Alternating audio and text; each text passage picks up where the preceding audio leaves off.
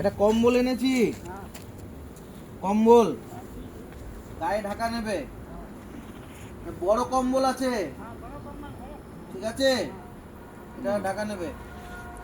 কোথায় থাকো তুমি?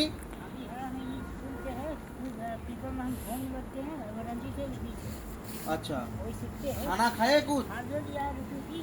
खा लिया ना? रात में कहाँ सोएगा? झोपड़ी में सोएगा?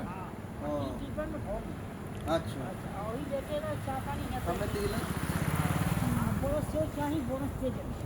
देखिए আমরা এখন রাস্তায় ঘুরে ঘুরে কম্বল দিচ্ছি। এই মানুষটা এখন জুবলি মোড়ের কাছে আছে, কোনো এক ঝুপড়িতে শুয়ে।